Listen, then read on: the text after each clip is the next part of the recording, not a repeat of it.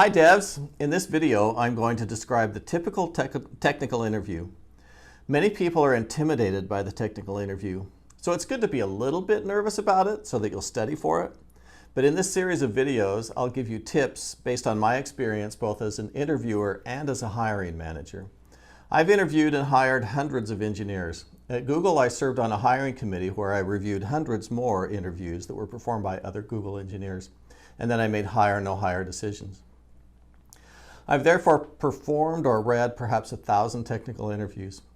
I've noticed that there are patterns that most of these technical interviews follow. I learned an awful lot about what makes candidates stand out or why they sometimes bomb out. Although interviews for software engineers are changing so that they assess more soft skills, they usually will still include at least one technical interview and often more than one.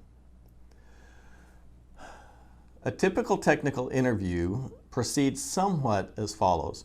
First, you'll be asked to solve a technical problem. It most likely won't be obvious and you'll have to think about it. After you provide a solution, you'll be asked to analyze its time complexity, and then you'll be asked if you can make it faster. So if all goes well, you'll eventually come up with a solution that the interviewer is happy with. And then you'll be asked to write the code for it, or at least for some part of it. And finally, your code will be critiqued. So this is the course that most technical interviews will take. There are several keys to success in these interviews. To do well in a technical interview, it helps to know what the interviewer is looking for. First, an interviewer will assess things that you can't really change, such as your personality, how well you might fit with the team, whether your knowledge and experience matches the requirements for the job, and so forth. But there are a number of things that you can and should prepare for so that you can make a good impression. Those are mostly your technical abilities and your confidence. Being confident in an interview is very important. So first, keep in mind that it is not necessary for you to actually solve the problem in order to do well. I have seen many candidates get hired who did not actually solve all the problems in their interviews. So the interview really will be more interested in how you approach the problem and how you think through its challenges. It's important, therefore, for you to show the interviewer how you solve the problems. And the key to doing this is to just keep on talking. Start by restating the problem as you understand it to make sure that you understand what the inputs are that you'll be working with and the final outputs that are expected. And then as you think about the problem, don't just think about it, but speak your thoughts. So for example, well, it seems like I'd need to put the items in a list and then sort it, that kind of thing. Also, you should keep talking. And so, we'll do that one a little bit. We'll cut there and go again. So although you should keep talking, don't dominate the discussion. Pause at appropriate times to give the interviewer a chance to speak. Ask questions and stay calm. The problem is most likely difficult or they wouldn't be asking it.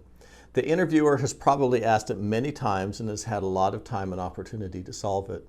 Well, you haven't, and a good interview knows and understands that. So even though the problem may seem daunting, just calmly and professionally work it through and you should be able to find a solution. Follow the tips in this series of interviews and they will help you get through the interview and solve the problem. And above all, they'll help you remain confident throughout the interview. While it may not be critical to solve the problem perfectly, it is important that you come up with some solution. Remember, in an interview, a wrong solution is better than no solution. Usually the problems that are asked in a technical interview will have a simple but a slow performance solution along with a faster solution. In most cases, the simple slow one is the first one that will come to your mind. So just go with it. Talk it out and describe it. But talk it through and make sure it completely solves the problem. Once you and the interviewer agree that it solves the problem, then analyze it, even if you're not asked to. You should acknowledge that it works, but that there is probably a faster solution. If possible, state why you think that there is a faster solution. For example, since the items need to be sorted, then there's probably an order n log n solution, and mine is order n squared, and so on. So don't worry, in one of my later videos, I'll go through complexity analysis. It's not as hard as it may seem. All right, so now that you have one solution, move on to the better solutions, talking them out and working through the challenges. Your interviewer will probably ask you to do this, but if you start doing it without being asked, it shows confidence and initiative. If the interviewer doesn't care about further analysis, then they'll stop you. In one of my later videos, I talk about how to solve most problems that you will encounter in an interview by going through the different data structures. Oh, another final tip. If you have difficulty solving the problem after putting forth your best effort, don't be afraid to admit that you're having trouble and ask for help. People want to work with smart, capable people, but they also want to work with humble people who are anxious to learn and to improve. So don't be ashamed of asking for help. Just be pleasant and humble about it. All right, let me give a couple of tips on the code writing part of the interview. First, if you're writing on a whiteboard, feel free to use short names to speed up the writing, but mention to the interviewer that that's what you're doing. If you're typing on a computer, well then use normal names. And it's okay to just get the code rough and in rough form first and then go back and clean it up. Just do whatever is most comfortable for you. You don't want to be nervous while you're writing the code, so just code normally as you would on your own. The only difference is that you should talk about what you're doing. Tell the interviewer what you're doing and why. Be clear, but don't spend too much time explaining it, especially if it makes you nervous. Just stay calm. That's very important. When you're satisfied with the code, make sure you go back over it, probably 2 or 3 times. Go over it and fix all the syntax errors. Then go over it and assess for edge cases. For example, what happens if the input is an empty array or empty string or null? What about negative values or duplicates?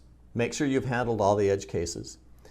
Interviewers will often dock you if your code has syntax errors or obvious bugs, but they will be impressed if you go back through your code to examine all the edge cases.